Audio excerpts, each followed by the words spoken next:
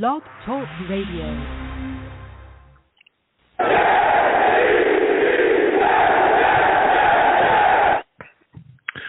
What's going on, folks?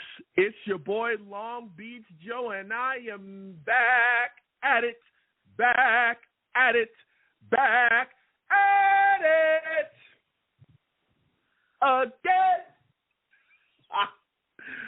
I'm back at it again, man. Listen, boy, Blog Talk is working. Is anyone else shocked? Blog Talk, where were you last week? You suck. Blog Talk sucks, man. You know, where were you at last week? We had a great conversation without you, but we're looking for you to work consistently, okay? We're going to be talking about Blog Talk as well being trashed. As far as I'm concerned, Blog Talk is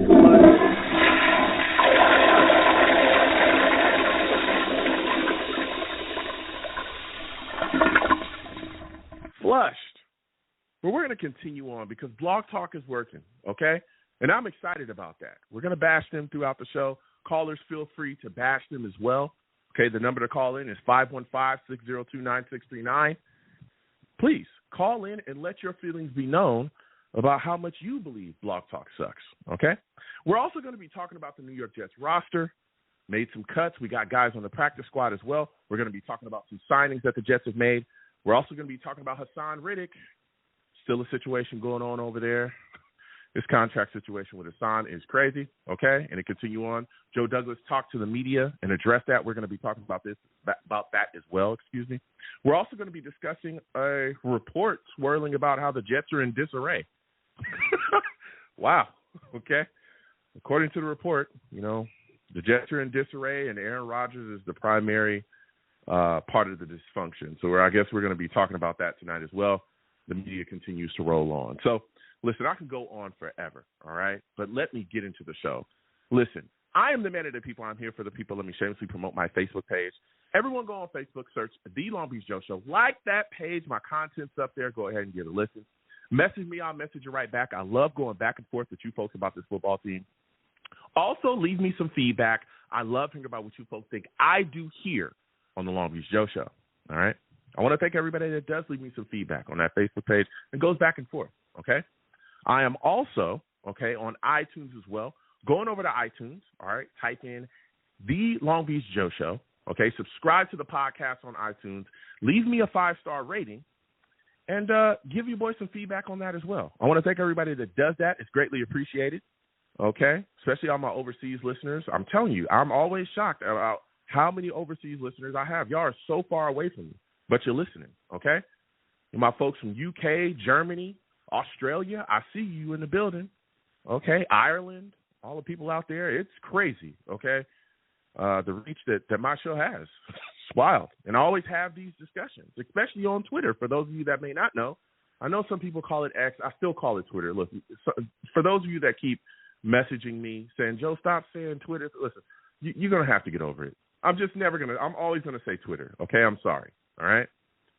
For those of you that do not know, I'm on Twitter as well. Going over to Twitter, type in @TheLongBeachJoe, @TheLongBeachJoe on Twitter.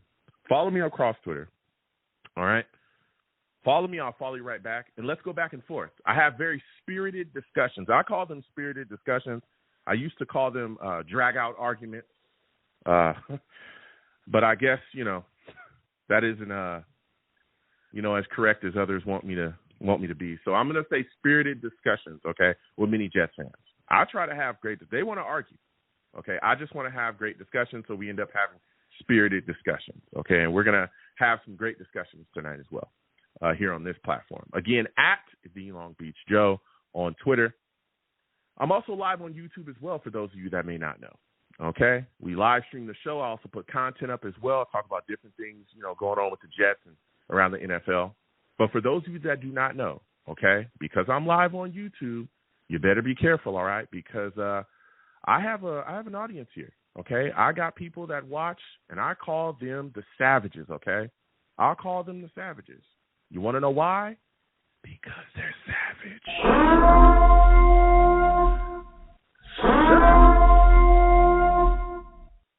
Listen, man, nobody's safe.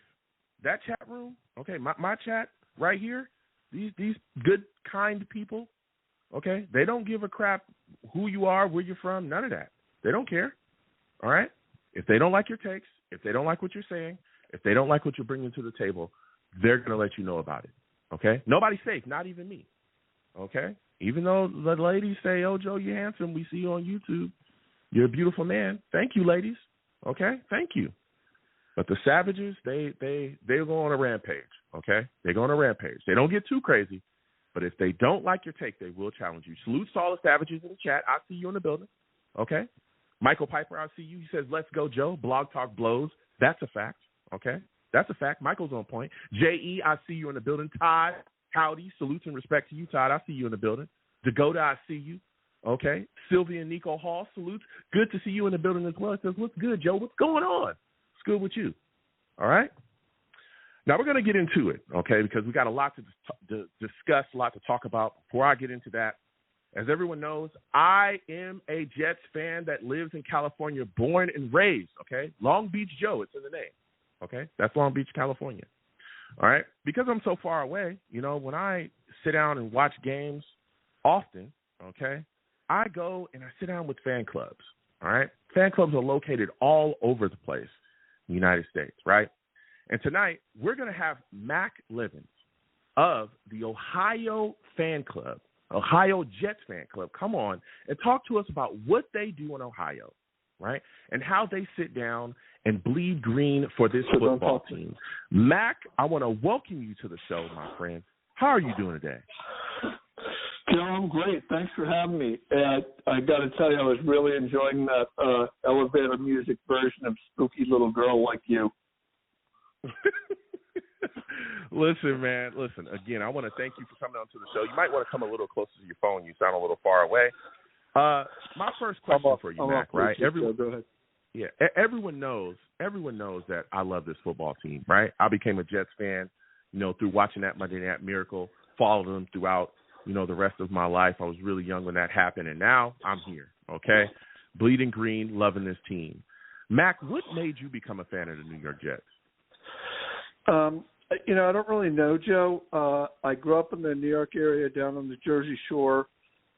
We had both the Jets and the Giants to pick from, and, you know, instead of picking the Giants and the Yankees and all the resulting championships, I picked the Mets and the Jets.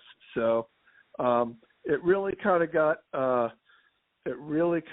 nailed in when I went to, even though I went to school in Maryland, there was a bunch of maniac Long Islanders there, and they're hardcore.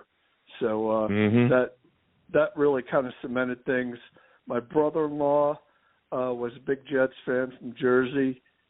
He took me to a couple games. I saw the last Jets home playoff win in '86, which was over KC, and that was a lot of fun. Yeah, listen, I'm telling you, man, Mac, we all, you know, find a way to this team. I always tell people, the Jets picked you. You know what I'm saying? You don't pick the Jets. It's got to be in you. You got to love this through and through. We've been through so much, and it's amazing to hear, you know, your journey in becoming a Jets fan. Now, Mac, how did your fan club come about, man? Well, I started it, Joe. It was about 10 years ago, and, you know, back then we didn't have all the things now. Well, I don't know when DirecTV started, but I couldn't pay for it back then. And started a fan club hoping to get our own bar and, you know, so taking over a bar so we could all watch the game. It took a long time. We finally got there last year, got our own dedicated place. That's wonderful to hear. Can you name the bar where you folks hang out and how people can, you know, get involved and hang out with you? Oh, geez. Yeah, Joe. It's called Knockout. It's up in the Polaris Mall area, corner of Sencus and Lozelle. Anybody can find it, but it's just called Knockout. It used to be an Average Joe's, but, you know, just decent place, decent food.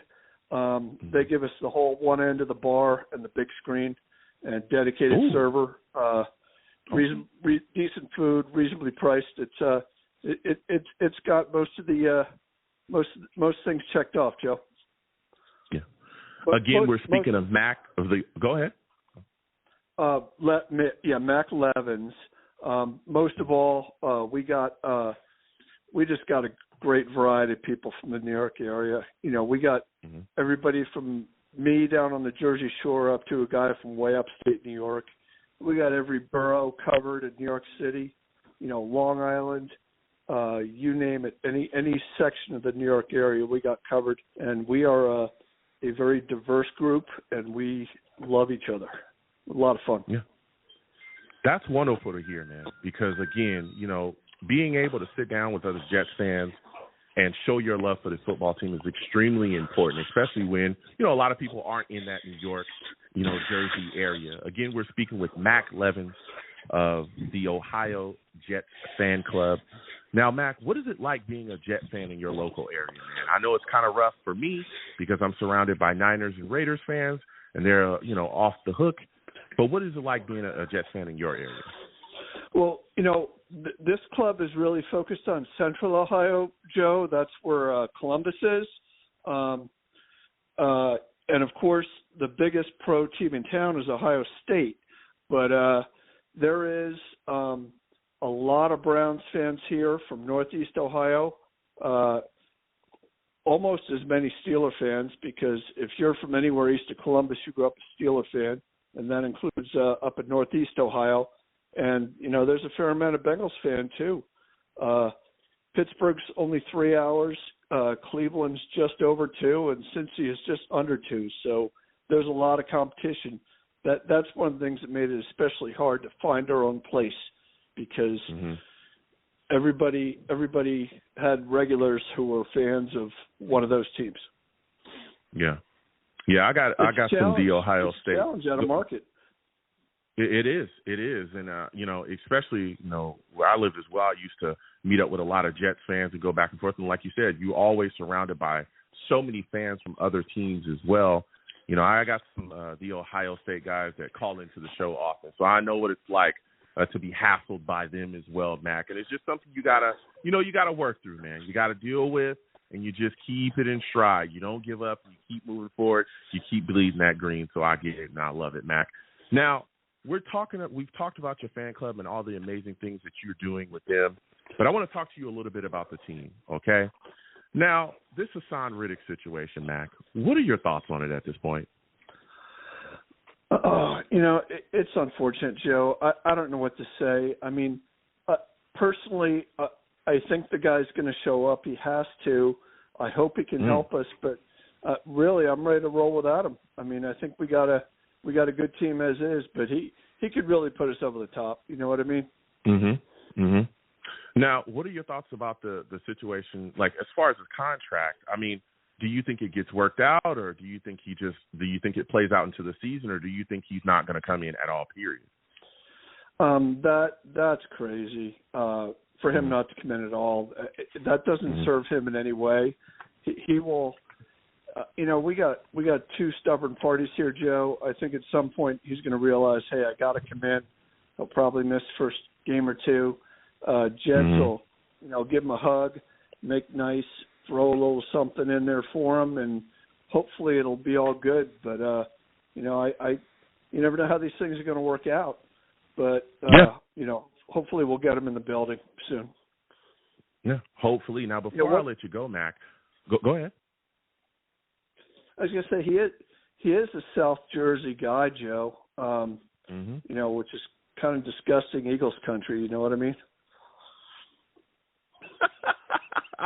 I've heard some stories about, you know, some Eagles fans from that South Jersey area from friends that live in Jersey, and even some friends from New York. So it's a little wild, but I'm hoping things get worked out, but it's not looking too good, Mac. Now, before I let you go, what are your thoughts on the draft, man? Who's your favorite draft pick from the Jets this past recent draft? Oh, good question, Joe. I thought they did a pretty good job. I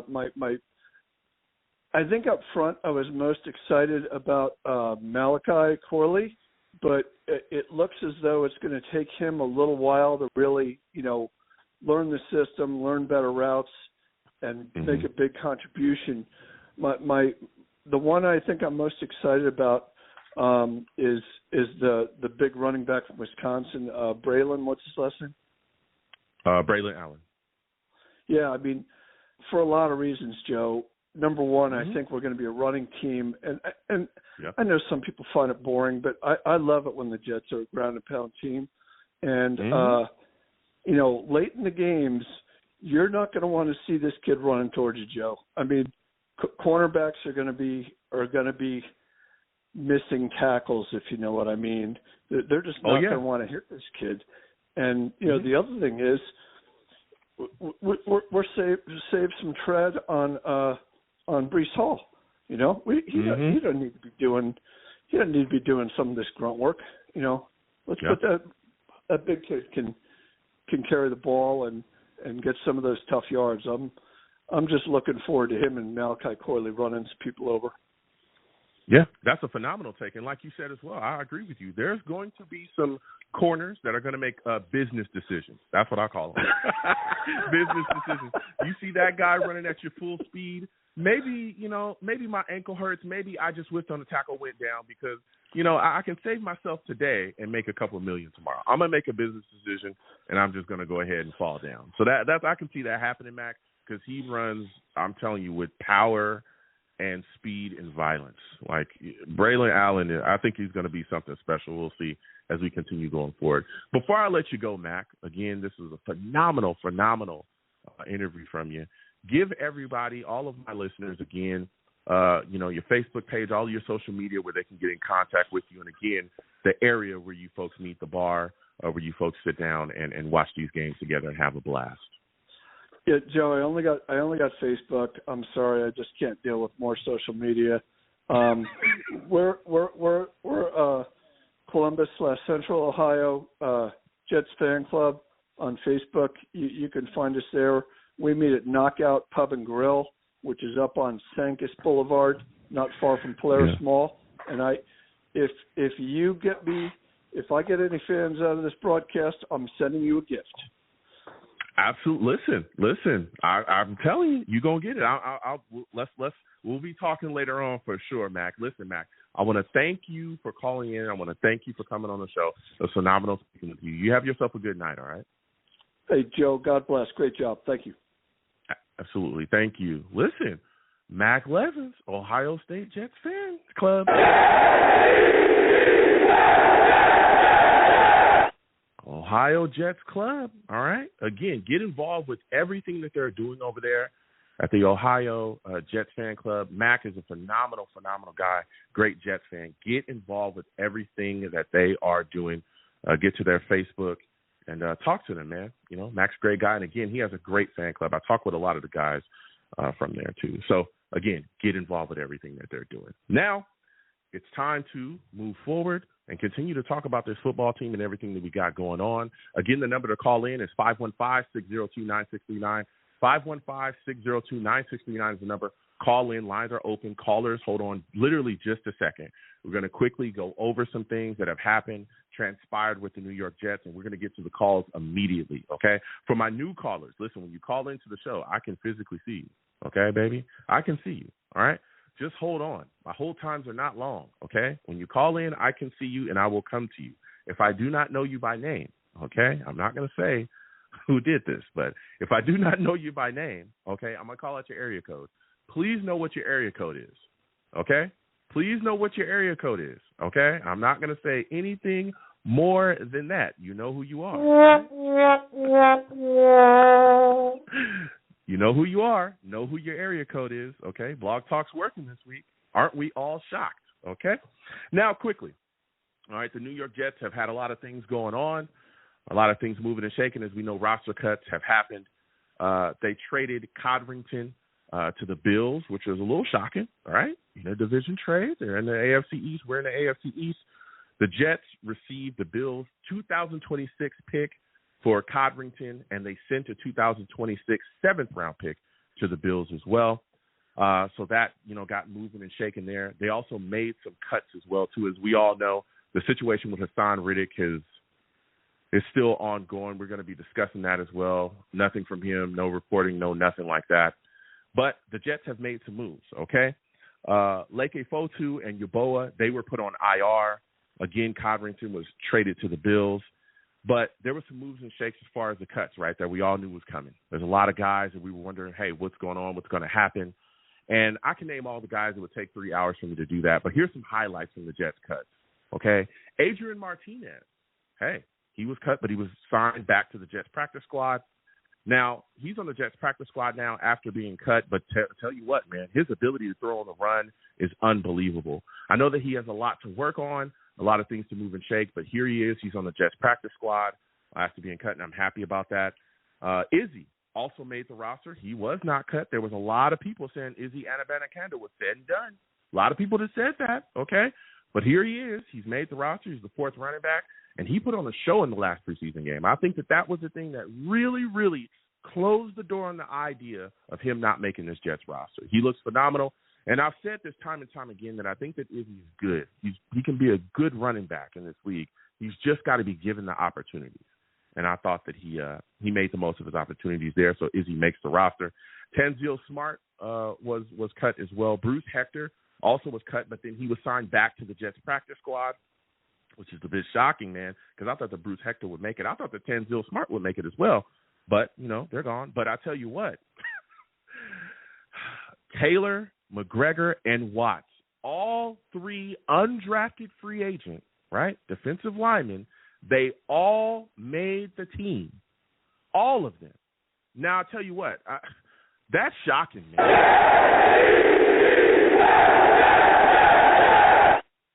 That's shocking.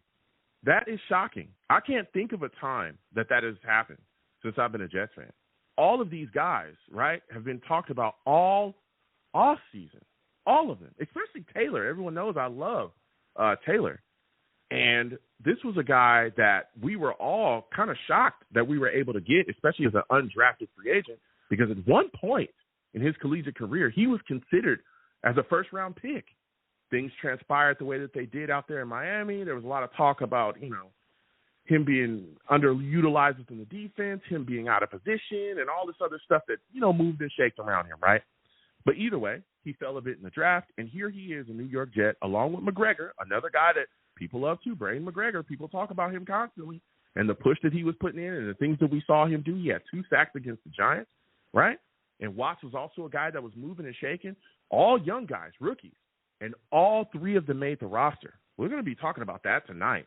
I'm excited about it. Young blood in the building, okay? Also, Tack McKinley as well. He made the roster too. This is a guy that a lot of people said, he's probably done. He comes here, rejuvenates himself. He looked amazing. He was unbelievable in that game against the Giants. He was great, man. And you can see that he's having fun with it again. He's going out there and he's enjoying himself. He did the spinner Rooney. I think he forgot to put the hand in his face, though. That was the only reason why I didn't think it was a spinner Rooney. I thought it was just the break dancing, the head whip there. But if he would have put his hand in his face and shook it, I would have immediately have realized that's Booker T. That's the spinner Rooney, okay? But after the game, he told us it was a spinner Rooney because him and a family member watched wrestling together. So that was an homage to the family member. Beautiful story there with Tack, and he's going to make the roster. So it's great to see him be a New York Jet going forward. Jalen Key was actually cut as well. All right, he was drafted in the 7th round, Mr. Irrelevant, but he actually was signed back to the New York Jets practice squad. Another thing that was shocking as well with these cuts, the Jets initially kept 7 wide receivers. I was stunned by this, okay? Now, of course, we're going to have Wilson, Williams, Lazard, Gibson, Corley, but Irvin Charles makes the roster. This is a guy to give you something in special teams. And Brownlee, before he was waived, made the Jets roster. Now, the Jets did waive Brownlee to sign Brendan Bates, a tight end that came from the Bears. So the Jets initially only had 2 tight ends. They add a third, so we're going to see what happens going forward with that. And also, at one point, the Jets, we were all thinking that Lewis Kine, the safety that was initially with the Vikings, right? We all thought that he was going to be a New York Jet and signed to the Jets practice squad, but he ran off and decided to sign with the Bills practice squad. Wow. Wow. We all thought he was going to be a Jet, and then boom, things turn around, and he ends up signing with the Bills so he moves forward, okay? Mike Williams as well, as we get done talking about these cuts. So that's said and done. Again, there's a lot of guys that I can talk about with the cuts in the practice squad, but it will take forever. But we'll be discussing that throughout tonight. Also, Mike Williams, he'll be ready for week 1. Man, oh, man, is that exciting to hear, right? We all thought at one point that he wouldn't be ready until well into the season coming off of that injury. But here he is, had a strong practice recently, and he's going to be out there. That's big for the New York Jets wide receiver core, right? Because who are you going to double? You're going to double Garrett Wilson? You can't double everybody, so you better pick your poison. You want to double Garrett Wilson? Well, Mike Williams is going to go off. We also have seen some type of reemergence of Allen Lazard. If Allen Lazard shows up and can show out this year with Aaron Rodgers yet again as his quarterback, boy, oh boy, is that going to be even more deadly for the New York Jets offense, right? More receivers, more weapons, more things moving and shaking. So I'm excited about that, hearing that Mike Williams is going to be good to go, man. Also, Joe Douglas spoke with the media about, things that's been going on with the New York Jets recently. And, of course, they touched on things that was going on with Haason Reddick. Now, initially, Joe Douglas, said, hey, he thinks that, he has faith that things will get resolved. The media also asked him about him speaking, the initial announcement from the Jets, their thoughts, they said that they were not going to trade him. That was put out, on behalf of the Jets for Joe Douglas, him speaking and putting that statement out.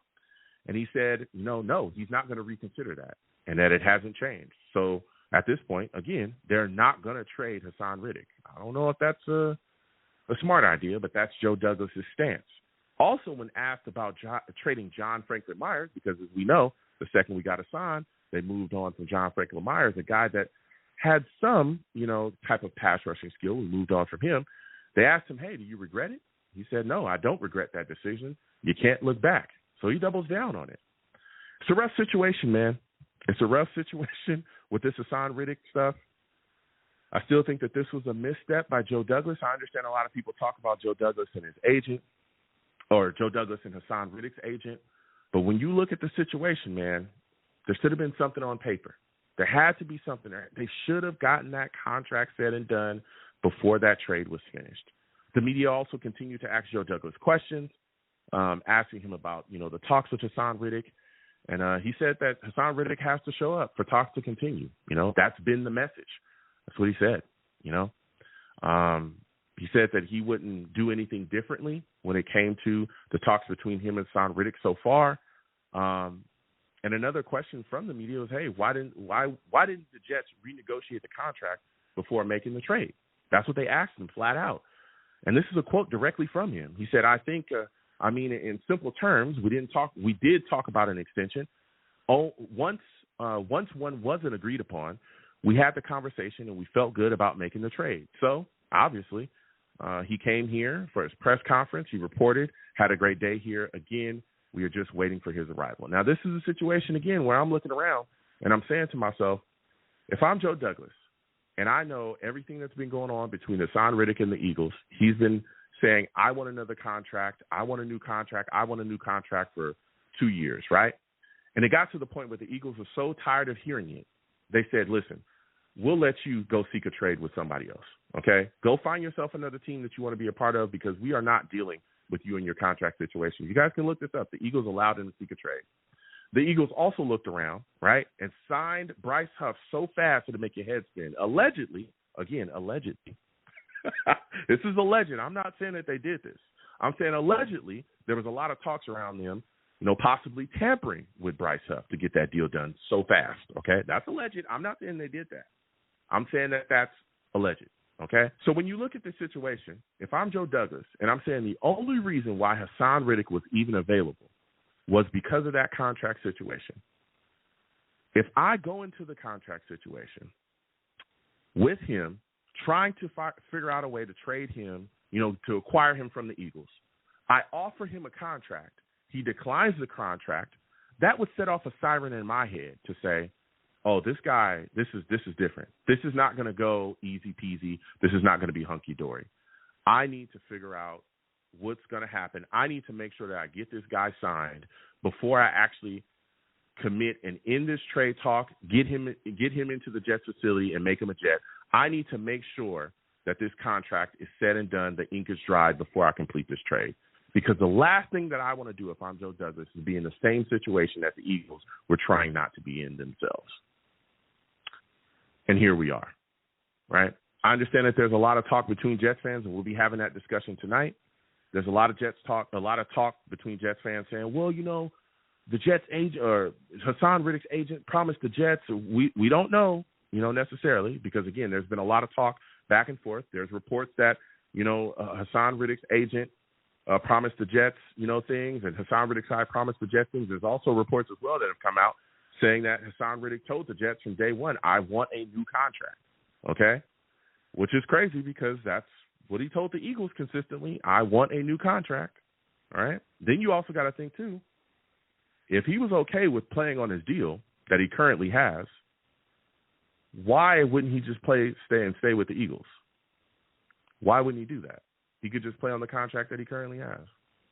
The second question as well that comes to my brain, right, is that if he was okay with playing on the deal that he currently has, why did you offer him a new contract that he declined?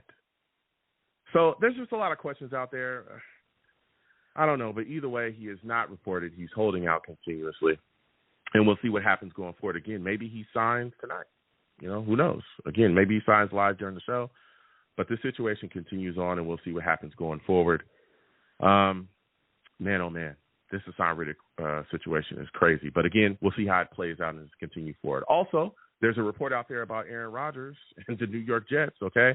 This is coming from The Athletic, okay? Ben Standig from The Athletic said an agent, it's an anonymous source, an agent from around the NFL, has said that it's complete disarray over there, speaking about the New York Jets. He says, look at how they've handled Aaron Rodgers. Has one player had more power than him? He skipped minicamp. They have been unable to convert him into a team player. The vibe inside the building is terrible. It's insane.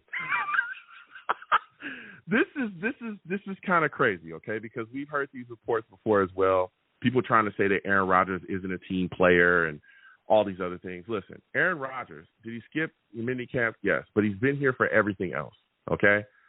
All right? He's been here for everything else, all of the voluntary stuff from day one that we traded for Aaron Rodgers. He's been here for everything else, all of it, okay? Been here, did everything that he needed to do, met up with players, right? Learned everybody, sat down with people, got in touch with them on a personal level, right? Coached guys, new guys, old guys, got guys ready for what the offense was to bring, literally put in extra hours with certain guys. He even gave the Jets $30+ million back so that they can go out and get more players to surround him with to help this football team. So I don't know about these reports, man. These reports swing from these anonymous sources talking about how he's not a team player and all this stuff. I just don't buy it. I just don't buy it. I don't know. Again, we'll be talking about that tonight with the rest of the Savages. 515-602-9639 is the number. Call in. I just don't buy these reports. These reports that the Jets are in complete disarray. If they're in disarray, why are there so many players that want to come here? Why are there players that wanted to come and join Aaron Rodgers? Why is everyone else so excited about him being back and being fully healthy? You talk to guys like Sauce Gardner, Garrett Wilson, Breece Hall. They rave and rant about Aaron Rodgers and what he's brought to this team. I don't know, man. I just don't get it. Again, this is the media spinning things. I just don't buy it. We're going to get to the lines again. 515-602-9639. 515-602-9639 is the number. Call in. Also, Brandon Ayuk has signed his deal. For those of you that may not know, Brandon Ayuk agreed on a 4-year, $120 million contract extension with $76 million in guarantees. Whoa! That man is getting to the money, okay? He's getting to the money. My goodness. Oh, Lord Jesus, it's a fire. It is a fire. Can I borrow $1, Brandon? Can I borrow $1 or $2? Maybe $5. You good for it. I know you getting to the money. Okay? I'm out here starving. I need some. It is what it is. It is what it is. It is what it is, man. I need some money, Brandon. And I know you got it. Let a brother hold something. CeeDee Lamb also signed a contract extension as well. All right. After going back and forth with the Cowboys. 4-year, $136 million extension with $100 million guaranteed, including a wide receiver record $38 million signing bonus. Whoa. Man, oh man. CD getting to the bread as well. CD is getting to the money. He's not worried about that. You know, normal problem, CD ain't worried about that. He got bread. He getting to the bag, okay? He getting to the bag, all right? He not worried about nothing. It's cash, cash, cash, all dollars, okay? He ain't got time for the nonsense and none of that, man. He ain't got time for it, all right? So those two solid wide receivers, two great wide receivers, have gotten paid. I know that Garrett Wilson's smiling ear to ear, okay, with the Birdman hands, because he gonna get to the bag as well, and we all know. All right, so we're gonna get to these calls again. 515-602-9639. 515-602-9639 is the number. Call in. I am taking all callers. Salutes to all the savages in the chat. I see you in the building. Okay. Put your thoughts, questions in the chat as well. I will come to you, okay? I will come to you in between calls, but I am only one man, okay? I'm only one man. Salutes to Bree. He says, Reddick is the one and only story that counts right now. Ooh, okay. Bree's talking that talk. He's very focused on Haason Reddick and what's going to happen. We're going to continue to have that discussion tonight. I don't know, man. This situation, again, I think spills over into the season, and I think it's just going to get uglier and uglier, me personally. I don't know. Again, 515-602-9639. Please give the stream a thumbs up. Subscribe to the channel if you haven't already. Hit that notification bell so when I post content, you folks will be in the know.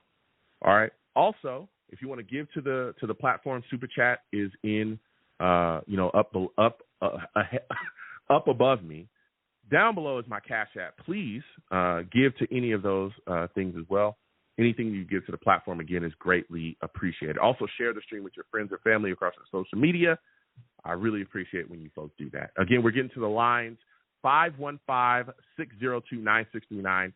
515-602-9639 is the number. Call in, okay?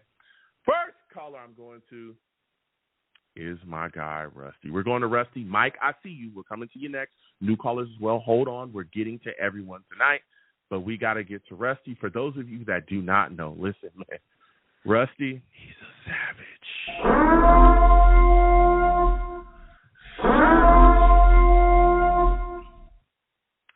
Rusty, salutes. How's it going? Salutes, man? Joe. Salutes, listen, fellow savages. Listen, we're sitting here, we're talking that talk. I know you're going to start with the Ohio State, blah, blah, blah. Look, let's just hold on. I know but thank you for bringing that up. Yeah. Much obliged. Okay, yeah. All right, yeah. Okay. Well, here we go. Now, the first question I got for you, man, this Haason Reddick situation, we see, Joe Douglas spoke with the media about everything that's been going on with that. What are your thoughts on him doubling down, saying, hey, he, doesn't, would do the exact same thing all over again? The fact that he said he doesn't, really regret, trading John Franklin Myers, and that they're not going to continue contract talks until Haason Reddick is in the building. What are your thoughts about those things, man? Same thing I thought when it first happened. I think they did a gentleman's handshake agreement. He came in, said good things.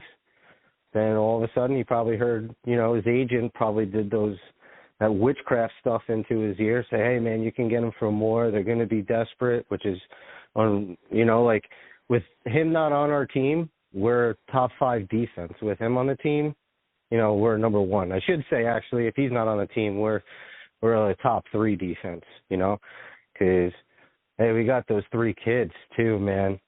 Those UDFAs, which is awesome. Got Taylor, McGregor, Watt, and then we got Tack too. So, You know, it's not making a good case for himself, to be quite honest. You know what I mean? Yeah. Yeah. And it's. Oh, go ahead, bud. No, go. Yeah, like I was saying, it's a crazy to me. I just really wish again that he would have gotten a contract done, because when you look at the situation, look, and I get it.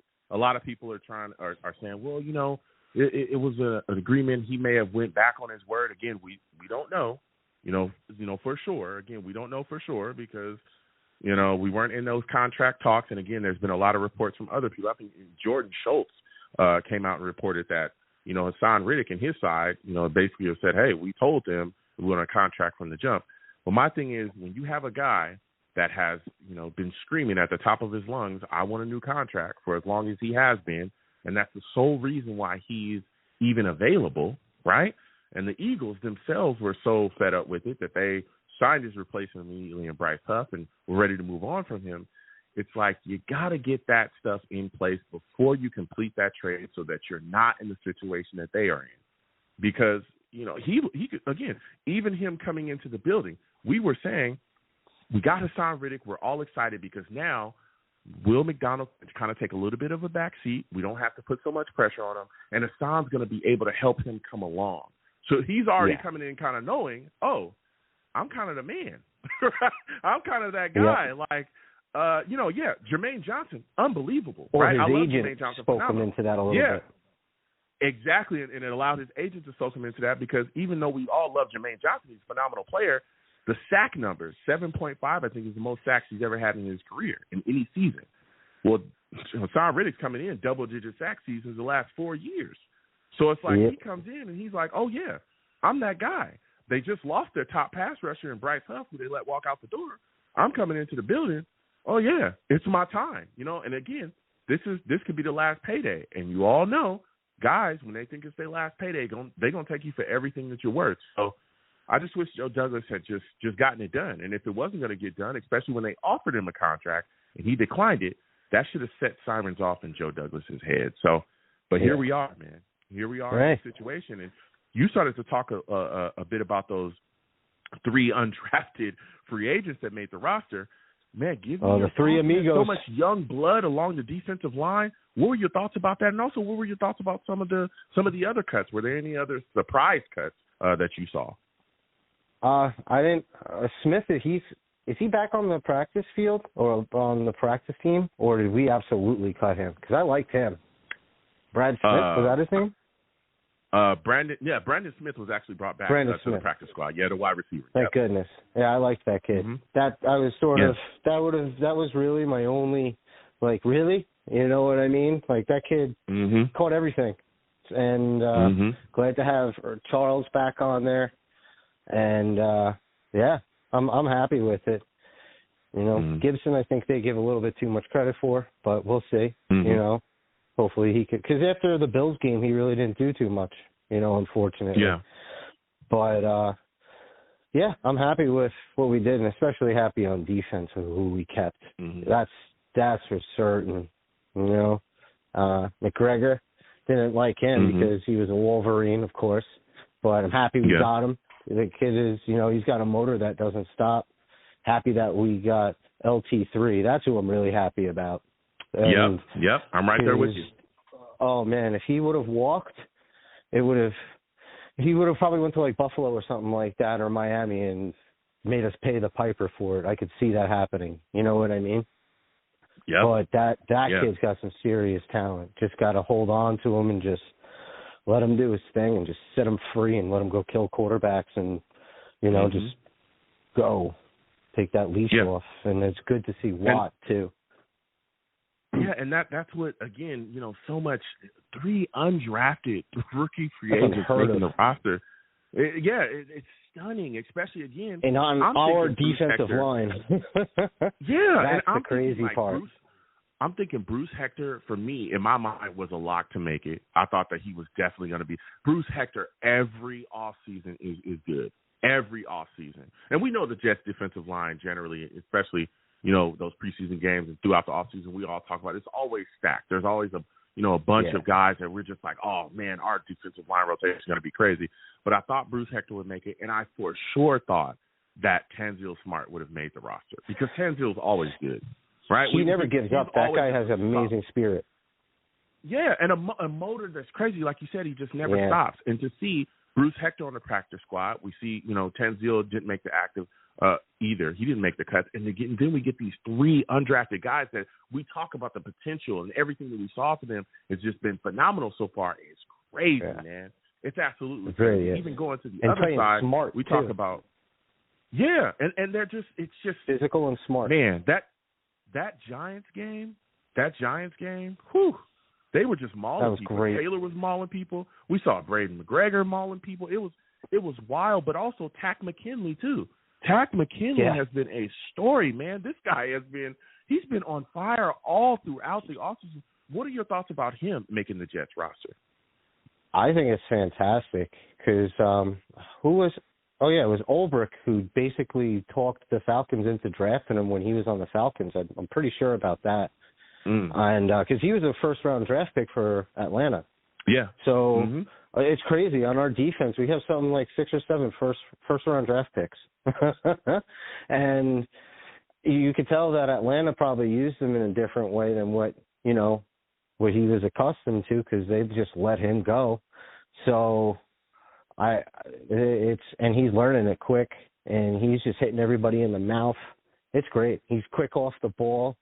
And those 4 guys actually are freaking maniacs. It's unbelievable. And I'm just happy that we got them, and I can't believe that they were UDFAs.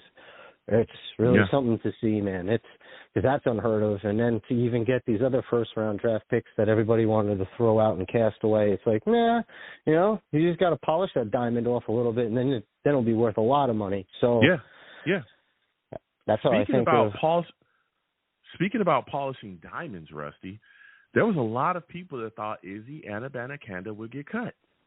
I had a lot of people hit me up saying, Joe, I know you think he's good, and he's got potential, but he's gone. Izzy is on the active roster, guys. He made it throughout the cuts, looked really good against the Giants, had a big run. We all saw him go out there and be phenomenal. What are your thoughts about Izzy grabbing a roster spot after so many people thought that he would be gone? I loved it. I liked Izzy. I've seen him play in college football, and then to hear people saying, like, oh, he can't break tackles, he can't get those hard-nosed yards, and he's not fast and all this. I'm like, what? Who are you listening to? Rich Cimini and the Atlantic? What the heck? Like you don't know football. Yeah, that's right. The Atlantic is garbage. Here we go. Listen. Watching him in college, he ripped it up, man. He really did. He's a one Cutco guy, home runner. No, you're completely right. I hate Cimini in the Atlantic. My bad. Rusty's takes on Cimini in the Atlantic are his takes. It is not representative of the Long Beach Joe Show. Okay. I have nothing but respect for Rich Cimini and everyone else that covers the New York Jets, but I allow people to speak their minds here on the platform. So I respect Rusty, and I respect his take there. If that's how he feels, hey, that's how he feels, and I respect it. Look, at the end of the day, like you said as well, getting back to Izzy, like you said, one-cut guy, I just think he needs the opportunity. If you give him the ball, more, put him in better situations, I think he's going to show that he has that, kind of home run hitting ability. So I like that he made the roster and everything he did. Now, I also want you to give me your thoughts on the 7 wide receivers the Jets, had before they waived Brownlee. I was shocked that the Jets kept 7 wide receivers, but then they waived Brownlee and brought in Brendan Bates, the tight end. What were your thoughts about that, man? I was actually happy about that. That guy was pretty good up in Chirac. He played good for the Bears. He just had a couple injuries and stuff, but he catches everything. He's got big paws, and I don't know. And he's been injured, so they really haven't used him that much. And then the Bears are doing their thing. So I don't know what the Bears are thinking. Him getting released to us, I think, is going to be a blessing because I could see him playing fullback and, because he's a good blocker too. So I don't know, man. I think that was a swing and a miss for the Bears, and it's in our favor. Yeah. I'm telling you. It just thinks that Yeboah's hurt. I like what Yeboah, but yeah, it's going to be interesting to see. It's going to be interesting to see how they deploy him and how they utilize him. Because again, I thought, Rucker and our other tight end was just really going to wreck shop, especially this upcoming season. I think they're going to do crazy. But to get that young guy into the building, like you said, been a lot of talk, man. He catches everything, so it's going to be very interesting to see his growth here with his team. Now, Rusty, there's a report out there from the Athletic, man, about Aaron Rodgers saying that he isn't a team player and the Jets are in complete disarray. What are your thoughts about that, man?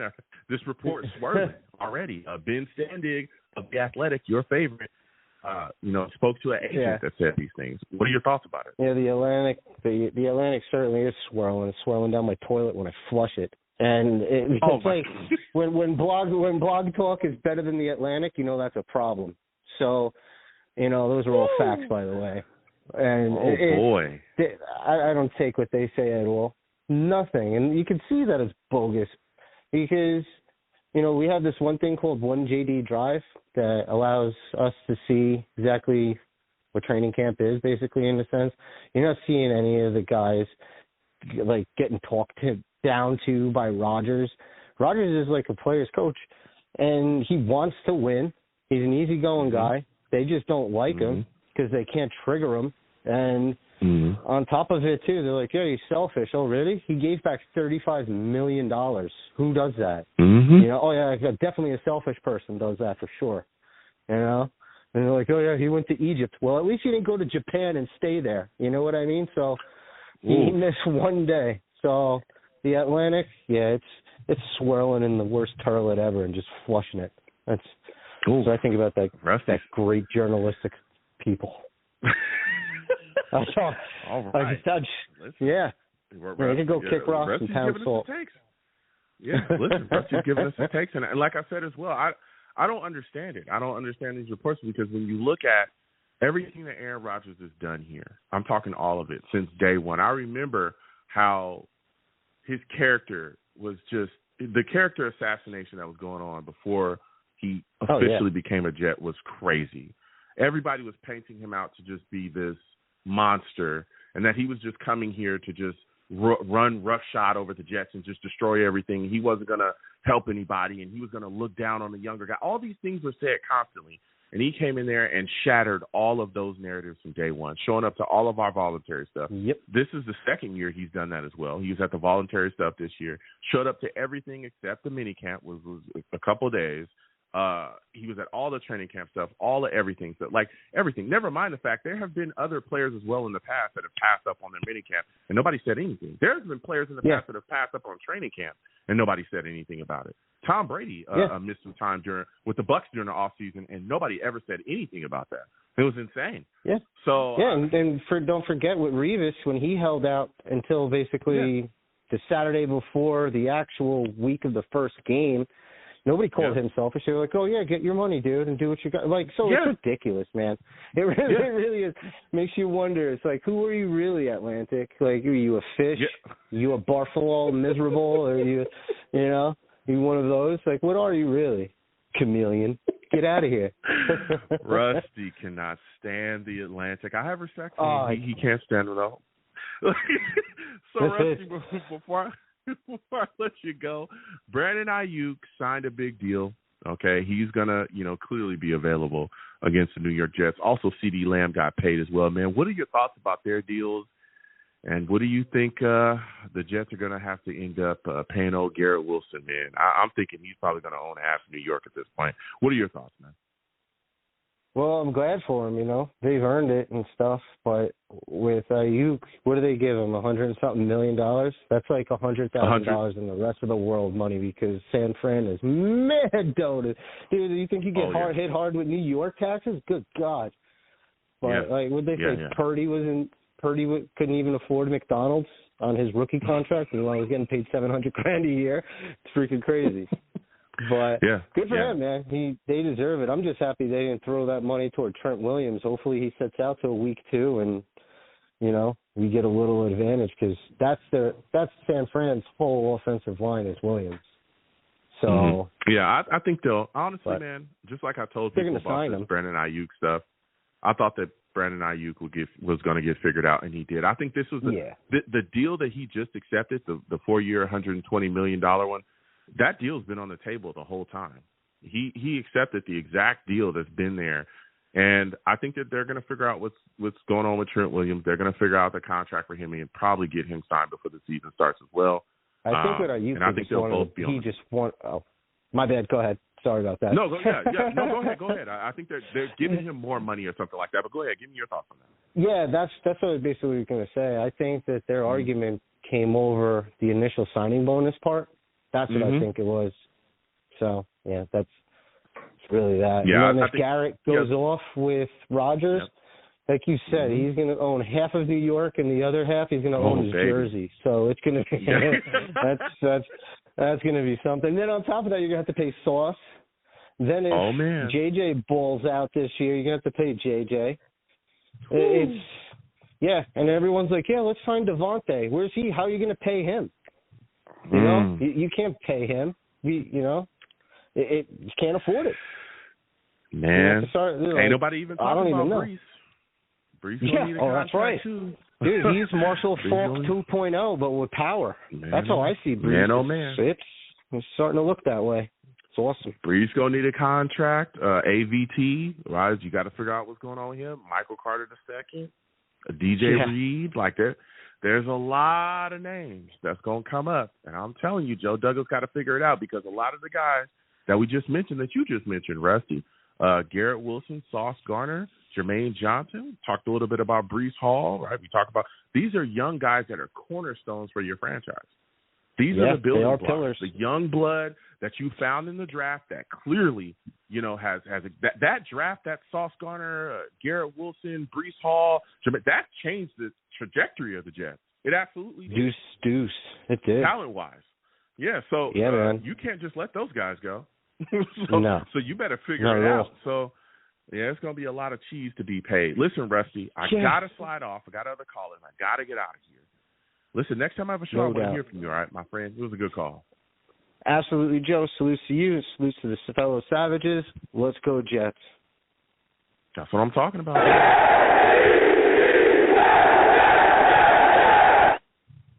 Salutes to Rusty. And again, I have nothing but respect for the Ohio State. It's just, those Ohio State guys, they going to let you know, okay? They love the Buckeyes, blah, blah, blah, blah, blah, okay? All right? But it's all about SC at the end of the day. Fight on, okay? Fight on. It's about SC, but I have respect for everybody, okay? I do. We're all Jets fans. We love this team through and through. Salute to all the Savages in the chat. I see you in the building.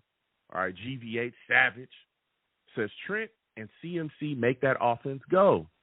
No doubt, Brandon Ayuk is a stud, but their record when CMC or Williams is out is not good. Yeah, and we'll be talking about that on the upcoming show. We know we got them to start the season, but they got Brandon Ayuk done. We'll see what happens with CMC. There's a lot of talk that he could be playing to start the season, maybe not. We know he's still dealing with that injury. We'll figure out what happens with him going forward.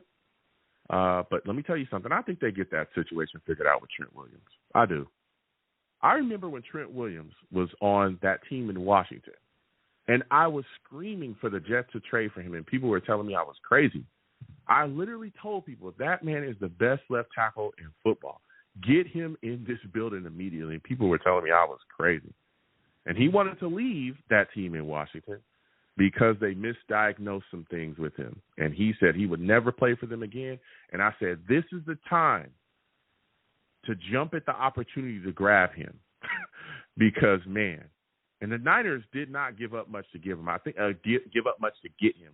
I think they gave up like a third or fourth round pick or something like that. It was something like that. But it wasn't for the best left tackle in football. It wasn't like no crazy first round, no nothing like that. Man, they got themselves quite a player. Trent has always been good, but here the Jets are, and we're in a great position as well. We got Tyron Smith at left tackle, so we're ready to go. And Olu Fasanu just got drafted as well this year. I'm excited about him too. But man, it's going to be crazy. Again, we'll play the Niners. We'll be talking about that on the next show. But we got the Niners week 1 All right. Again, 515-602-9639. 515-602-9639 is the number. Call in. We're taking all callers. Next, we're going to Mike. We're going to Mike from Tom's River. I know he's got some takes for us. For those of you that do not know, listen, Mike, that man is a straight savage.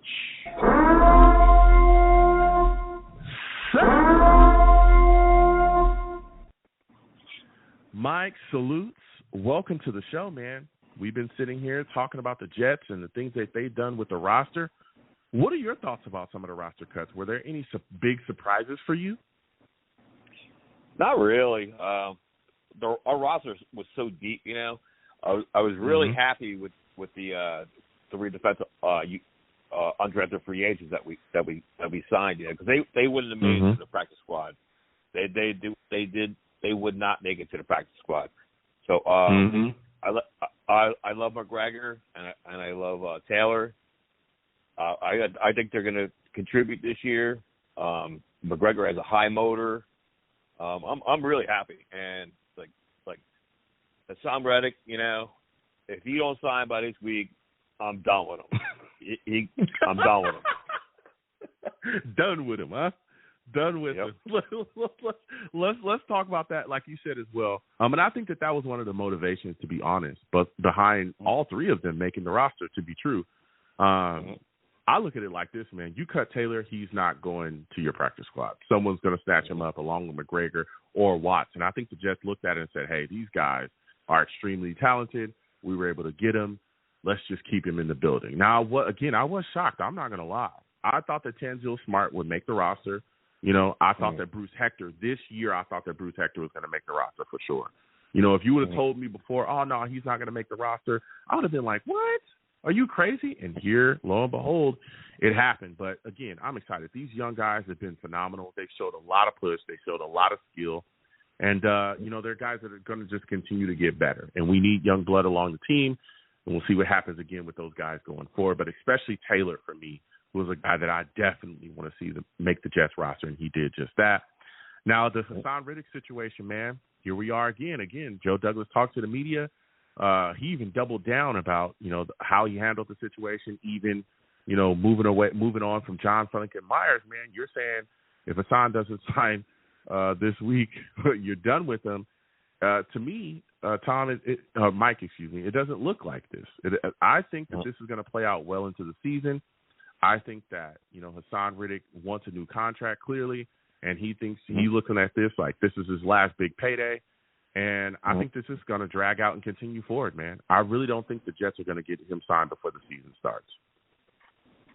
Well, I think he's an idiot because with this defense, he could have put up monster numbers this year, play off the 1-year contract, just could have guaranteed the money, you know. I think they'll do something like this. They'll guarantee the money, and then they'll give him incentives to make up for the money that he lost for missing out. But he's an idiot though, because he could have put up like monster numbers this year. He could have had like 15 sacks on his defense, and then he could have went next year and had a monster contract. It makes no sense. Well, now go ahead. No, you can go. Yeah, look, and I hear you. But I think from Haason Reddick's side, they offered him a contract during the negotiation periods when they were trying to figure out the trade and the compensation with the Eagles. He declined them then. They should have known then. This is hot water, and I don't think we should step in this. They should have known right then when he said, no, I'm declining that, because that contract that they were offering him was going to pay him more than what he's getting paid right now. It was going to pay him more. That's already been put out there. So they should have known, this is not the street we want to go down. Let's turn around and get up out of here. But they still made the trade. I understand what you're saying about, guaranteeing him the money, but I think Haason Reddick, and this was something I said a while ago when we first made the move for him, and it was like, wait, he's on the last year of his deal. I'd watched him, out there in Philadelphia. I know he was screaming for a new contract. He's looking at this as the last payday, Mike. This could be it for him. That's the way he's looking at it. Again, he's a guy, he's 30. I don't think he cares about any of that stuff, because let's say he has a monster year, he could get a major contract, but he could also get a franchise. Oh, yeah. Then what? Yes. You know what I'm saying? Then what? So I think he's looking at it like this. The Jets, I understand a lot of Jets fans say he doesn't have leverage, but I don't think that's not necessarily true. When you look at it, outside of Haason Reddick, right, Jermaine Johnson is the only proven pass rusher here. It's only him. Yeah. 7.5 sacks, though. That's the most he's ever had in a season. That's it. Will McDonald, I love Will McDonald, right? Most Jets fans hated the pick. I love Will McDonald, though. He was deactivated in some games last season, played very sparingly, didn't play much, and this is the year that we're asking him basically to come in and go crazy and have double-digit sacks and go wild with big expectations, a Super Bowl or bust year. Haason Reddick looked at that and licked his chops like, they've got to pay me. Because if y'all don't get something done, there's a chance that if y'all don't go far enough, y'all going to get fired. There's pressure from that, too, as we all know. There's some Jets fans screaming Super Bowl or get fired. Everybody. So if you look at all of that, right, that's why I continue to keep saying, I understand that people are saying that Haason Reddick's agent may have promised Joe Douglas things or his side. You shouldn't have let that get into your ear. If that's true, you should not have even let that guy whisper that into your ear at all. Because you saw what was happening in Philadelphia. You saw that he wanted a new contract. You saw that Philadelphia was tired of it and done with it, so much so that they signed his replacement and literally handed him to you. Why would you allow that? And now we're in the same situation that they would have been in, Mike. Give me your thoughts. I'll let you go ahead and give me your take on that. Well, they had a gentleman's contract where they said, come with us, come into camp, and then we'll talk contract. Because Jets will know what they have. You know, he could be missing a step. You know what I'm saying? Look at what Judon did when he got traded to Atlanta, and he goes, I'm going to respect my contract. He goes, they don't know who I am. I'm going to play for them, and then I'm going to earn my contract. That's what he should have done, 100%. So now Will McDonald will step up to Huff's role, and then what the NFL always says, next man up, next man up. So I want to see the rookie step up. I think we'll have – I think we're going to have the number one defense anyway. But if we have Reddick, it'll be a plus. But, hey, if he doesn't, hey, go out, we'll trade him. Get rid of him. Mm-hmm. Well, that's the thing too, Mike.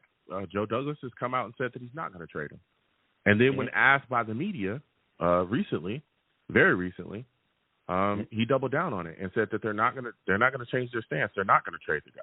So at this point, I'm wondering what exactly they're going to do with him. But you brought up an interesting point about Matt Judon, and I understand what people are saying about Judon. Like now he's now went to the Falcons.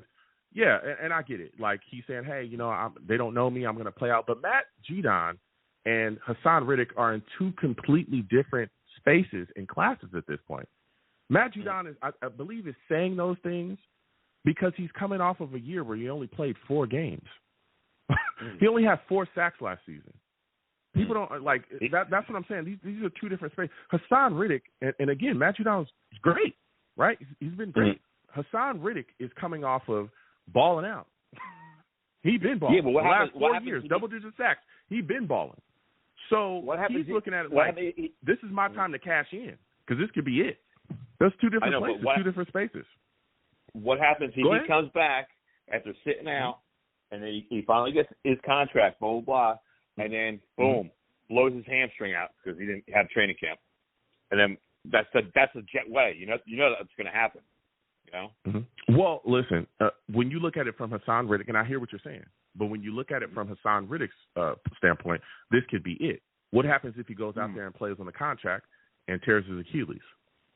That's just what you're saying. But again, this was something.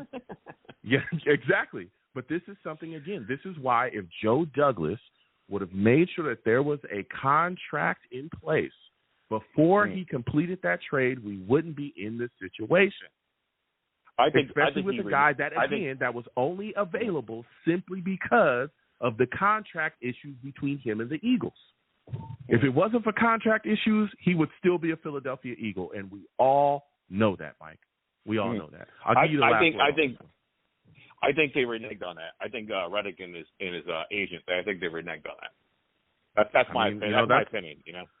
I hear you, and again, I respect that take, and again, I don't think any of us will ever know. Chris, you'll be coming up soon. Hold on a second. I don't think any of us, again, will ever know because we weren't in the discussion. Because there's, again, been reports from the other side. I believe it was Jordan Schultz reported that Haason Reddick's camp told the Jets throughout the process he wants a new contract. I understand there's been other reports as well from Jets beat writers that have said that the Jets, you know, that he promised the Jets things and then didn't show up. I get it.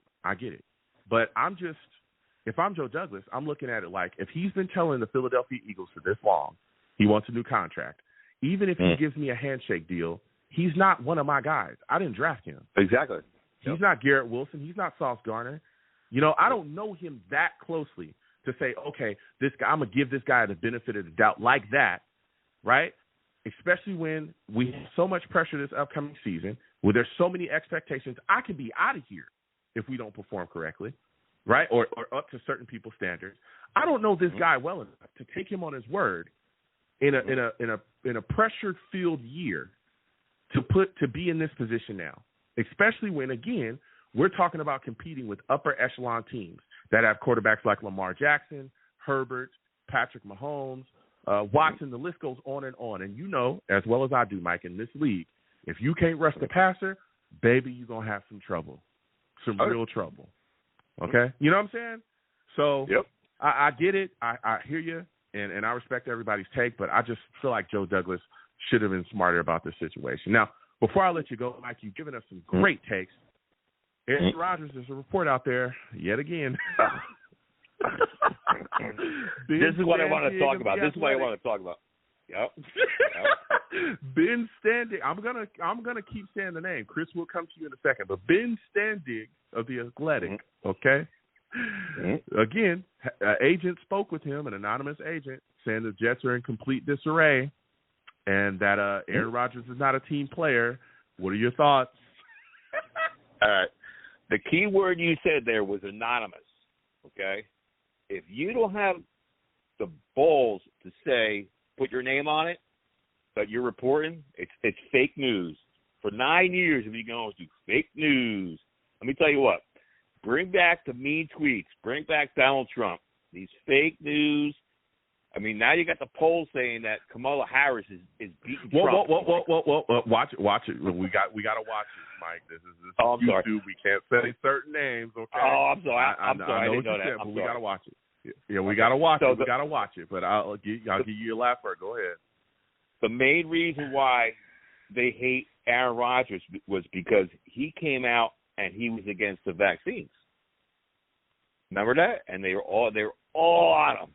He goes, I'm gonna do my naturals. And ever since then they've been on him because he speaks his mind, and he's not gonna fall in with the media. It's all fake news media. Like especially like Rich Cimini. Rich Cimini's been covering the Jets for 30 years, and he hates the Jets. It's like you can't make this stuff up. It's like why would you cover the Jets and you hate the Jets? They had the one ESPN reporter. He just came out and he goes, he thinks that Gibson's going to have a Pro Bowl year, and I couldn't believe it. I'm like, whoa. Yeah. I'm like, that's a little over the top, but I think he's going to have a really good year. But you know what I'm saying? Yeah. I love Aaron Rodgers. Yeah. Aaron Rodgers is a team player. He took a pay cut. He's a coach on the field. He's teaching all the guys. Like he does all with the cadence, you know, and he brings the guys off sides and he goes, all right, you missed this play. I want you to do this or that. And it's incredible. It's like, how could you even say that? Like, the guy's a 4-time MVP. Yeah. Ugh. Yeah. I mean, you know, it is what it is, Mike. Listen, I got to slide off. I got other callers. Next time I have a show, Mike, I want to hear from you. You brought us some good takes, man. Oh, definitely, man. Absolutely, man.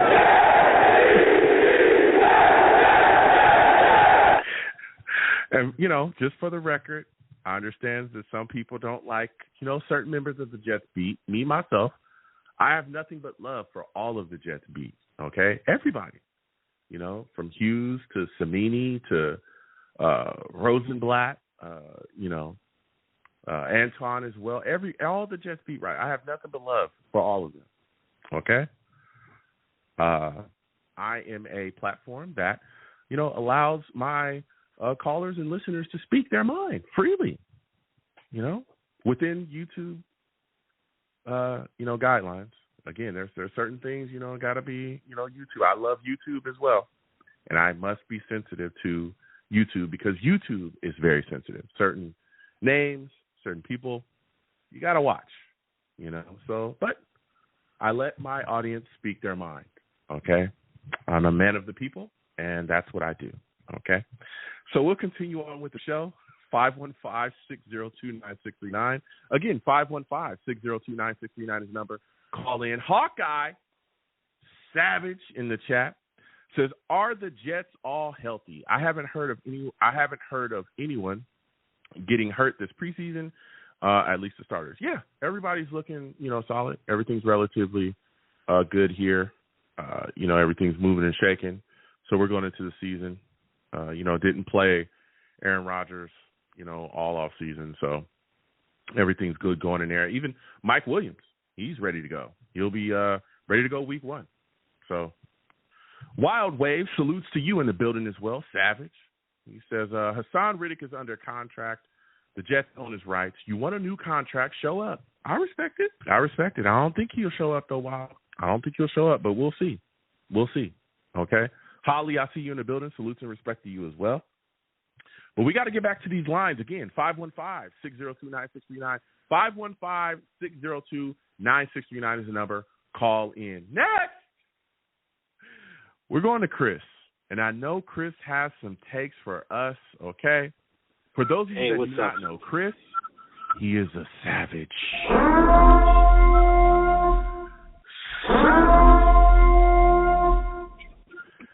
Chris, salutes. We've been talking that talk tonight, and I want to start right with you here, man.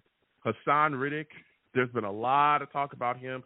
Joe Douglas recently spoke with the media, doubled down on the way he's handled the situation. What are your thoughts about the Haason Reddick situation to this point? Are you upset about how it's playing out? Yeah, because he should give him the money. He traded for him, and he knew what he wanted to come here, and he should give him the money. I mean, this is an all-in year, so these next 2 years are going to say a lot. What do you care if we're at cap hell in 3 years?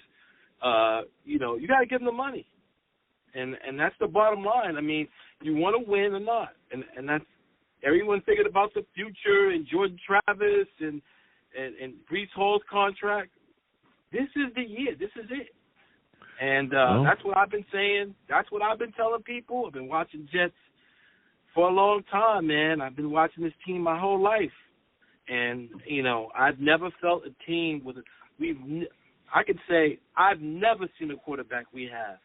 I've been watching the Jets since I was 5 years old. And in 3 months, I'm going to be 50 years old. And I've never seen a better quarterback than Aaron Rodgers.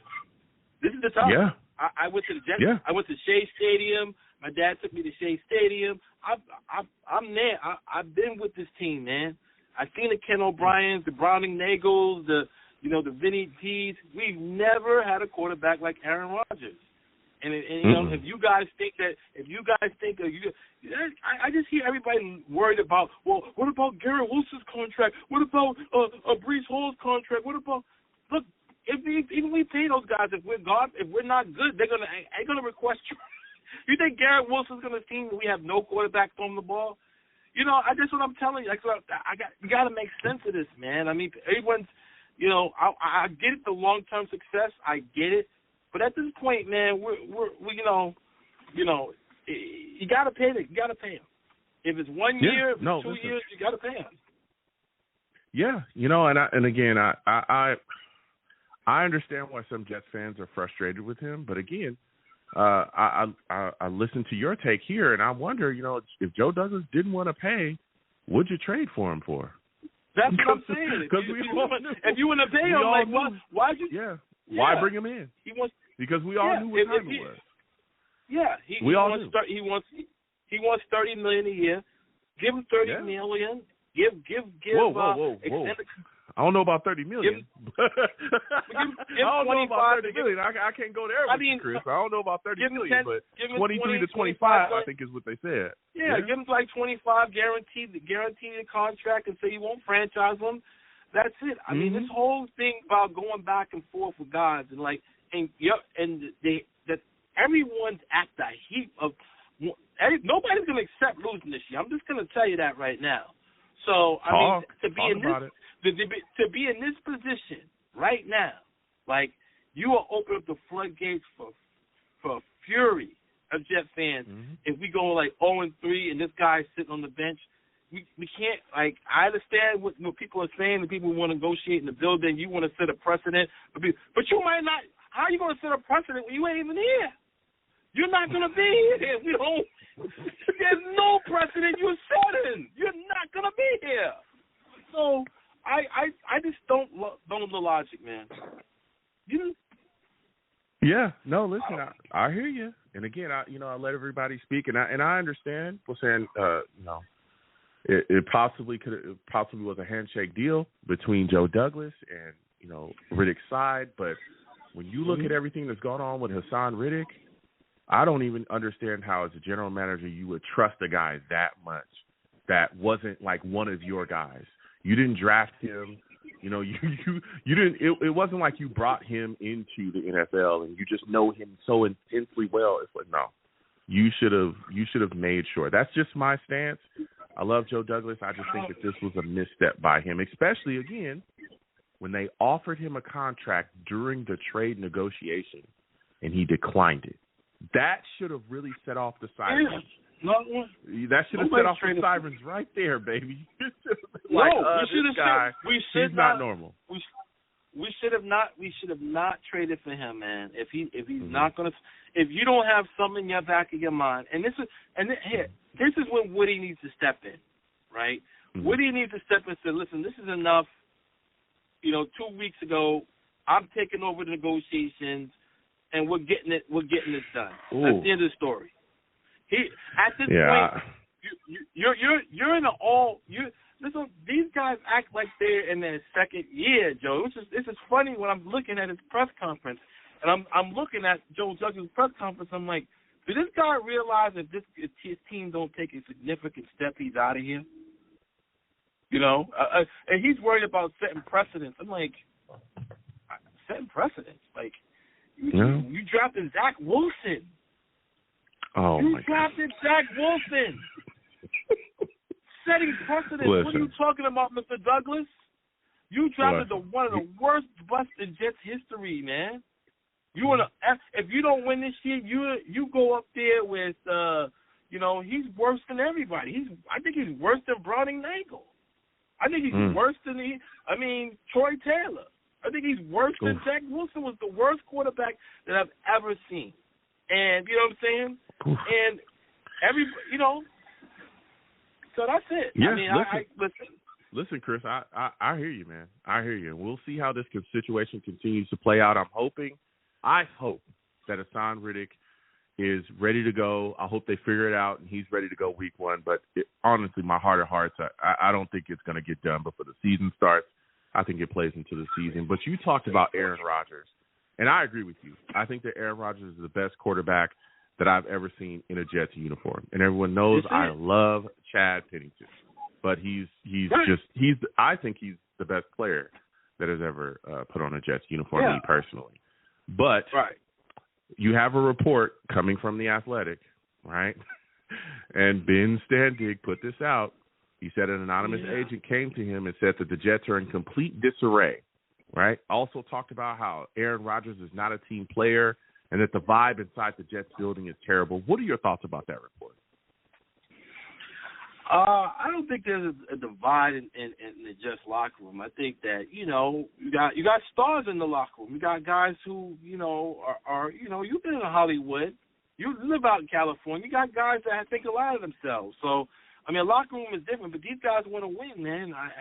I don't see what the divide is. They want to win, man. They want to win. You got a lot of guys with big egos in there. You got guys with a lot of all-star talent. You got guys with a lot of things, but I think when they lace it up, they're going to want to win. They're going to win up there and compete, And I think that everyone wants to win. I think it's a frustration.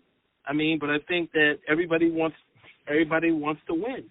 We've seen Garrett and Brees, they want to win. You see the coaches, they want to win. So I I don't think it's a divide in the locker room. I think these guys think a lot of themselves, and you know that's the end. I don't think Aaron Rodgers is a superstar. I don't think anybody's they love to have him back. But to me, how can you say somebody's not a team player when they're taking less money? I mean, you know, that's crazy. Yeah. Yeah. You know, and that's the exact same thing. Yeah. That's the exact same thing. Yeah, that's the exact same thing that I was thinking. Like, this man is, I mean, he gave away $30 million back to the Jets, $30+ million, back to the Jets so they can continue to search and find players, you know, to surround him with. And he's been at everything voluntary. He's coaching guys up left and right, you know, from the older guys to the newer guys. I mean, he's taking guys in. Like, I don't understand. He missed one mandatory minicamp. Never mind the fact that there's been guys across the league that have missed mandatory minicamp, and some guys have missed parts of training camp, right? I remember Tom Brady missing time with the Bucs during the offseason. Nobody made a big stink about it at all. Big deal. Let me tell you something. I don't get it. The biggest a-hole on the field is Tom Brady. Okay? And people are, oh, he's such a nice guy, and he's such a good person. He's maybe outside the thing, but if you run that wrong route in that thing, you're going to feel, what? You know, you're running wrong. Talk to any of these receivers that play with Tom Brady. They said, hey, if I run a route, he's going to let me hear it. Yeah. You know? Listen, Chris, it's been phenomenal speaking with you. Thank you for calling in. I got to slide off, man. You have a good one. Listen, man, Chris giving us his thoughts, man. He's giving us his thoughts and his takes, and I respect it, all right? I absolutely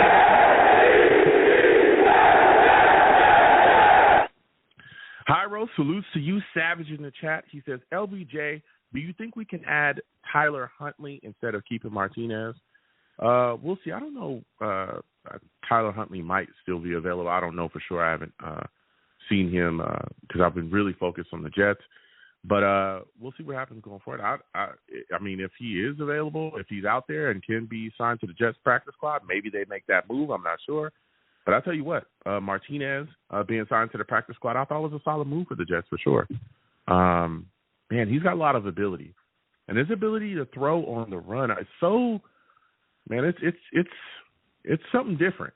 He's got a little something in there. He's just got to work on a lot of other things, okay? And again, you know, young guy putting things together. But I'll tell you what, man, let me tell you, if the Jets can, you know, stash him and continue to groom him and work on some things, maybe one day he turns into something.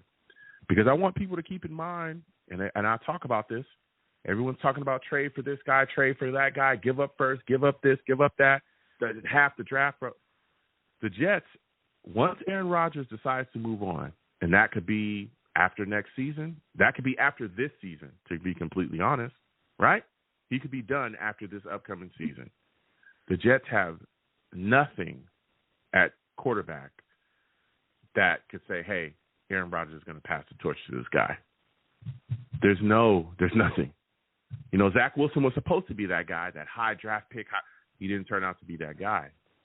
So you got to figure out, hey, if you don't have a franchise quarterback after Aaron Rodgers decides to walk away, you better have the capital to be able to grab one. Because if you don't, boy, you're going to be in a lot of trouble. A lot of trouble. Right? Bree, salutes to you in the chat. Savage, he says, Zach Wilson was the problem during his tenure. No defense, however, good could overcome his terrible play. Joe simply could not admit to himself and us that Zach was a bust. 4 seasons was too many. 4 seasons was 3 too many. Yeah, I mean, Zach Wilson was rough. It was rough, right? There was a time when we kind of thought he might have it together, but then things really fell apart, especially with his confidence down the stretch. There were some other things as well. The last season, man, that offensive line was horrific. You had Lazard out there just loafing around. Oh, it was rough. I'm glad that we moved on from that, though. Aaron Rodgers is back for healthy, and we've shored things up along the offensive line and even added a wide receiver in Mike Williams. That's going to be ready to go, okay? Ready to go. Wild Wave, another savage in the chat, says, I find it funny.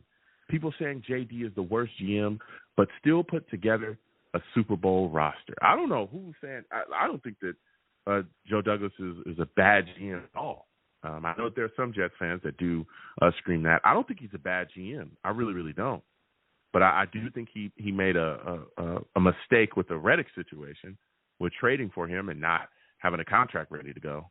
But, he's a good general manager. He's done a lot of good things here. Outside of just the acquisitions of players, whether it be the draft or free agency, one of the biggest things that he's done, and a lot of people don't really talk about it, and I talk about it constantly, is rearranging the structure, the franchise structure of the New York Jets. What he did with that was extremely important because by changing the reporting structure, by changing the mindset, bringing in guys, staff, front office, he cleared a lot of those old guys out, brought in new guys, scouts, all kinds of things.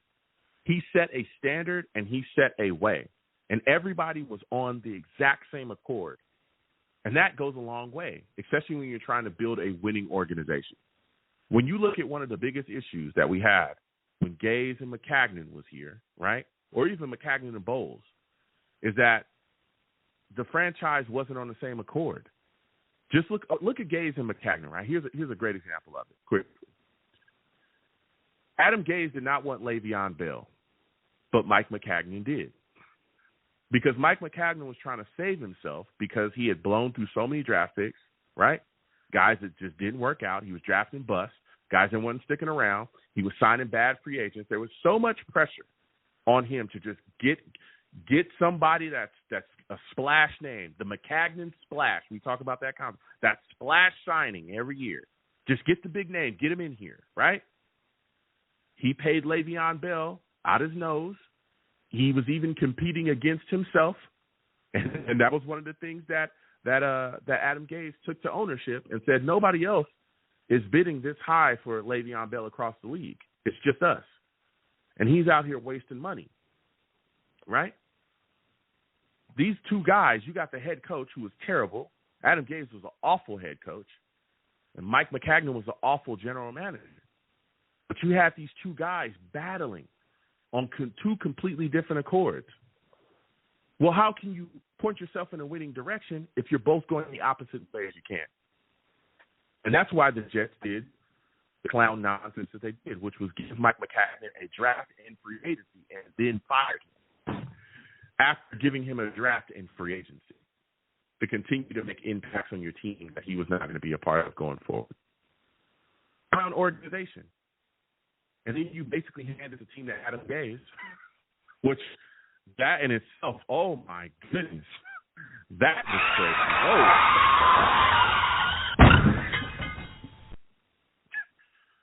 You got Adam Gase over there, and thank goodness out of all the rubble, right, out of all the smoke, able to get Joe Douglas because the search for a general manager was about who could work with Adam Gase. That's how he ended up with Joe Douglas, because Joe Douglas and Adam Gase had a relationship and worked together and knew each other and knew that they could work together. So I guess that was the only good thing that came out of all that nonsense and clown show. When Joe Douglas got in charge after getting rid of Adam Gase, because he got fired, things changed. The structure changed. The reporting structure changed. You don't have, Woody Johnson or Johnson's making all these crazy decisions. That was the thing that changed the New York Jets to the organization that we are today. That's why players want to come here. That's why Aaron Rodgers wanted to come here. He said it himself. He saw that the Jets, when they did the joint practices, that the Jets were a different team. That they were set up organizational-wise and structurally-wise to succeed. They had the right head coach, who was hired by Joe Douglas. They had the right front office. They had a team full of good players. They just needed that quarterback. He said it himself. He didn't say quarterback. They just needed me. But we all know we needed a quarterback, okay? That's just my thoughts. Joe Douglas changed a lot of things for good. I think he's a good general manager. JW in the chat salutes. JW says, Zach Wilson let the team back with his poor play, and his attitude didn't help. Yeah. It was rough, man. JW also says we have to understand that no GM is perfect. I feel that restructuring the New York Jets that made them a valuable franchise. Look at our roster and the young stud we have. Let that speak for itself. Yeah, Mike Weber says it's AD we trust. I'm honest. A lot of people think I'm a Joe Douglas apologist. I'm not. I definitely slam Joe Douglas when necessary. I slam everybody when necessary. But he's done a lot of great things here to turn the look and feel of this franchise around. It's gone a long way. That's why we have a lot of the players that we have in the building now. So, with that said, we're going to close out the show. This is a phenomenal show, man. Phenomenal. I want to thank everybody that called in. Great calls, great commentary on the team. But now it's time to go. Hey, Blog Talk worked tonight. It worked.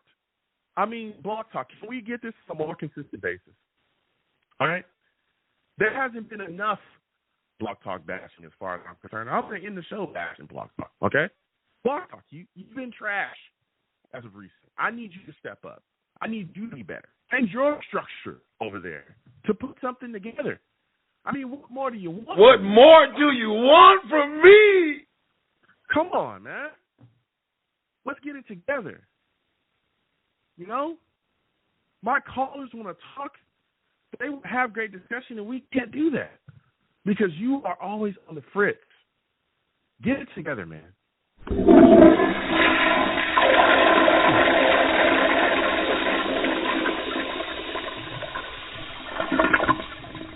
Get it together.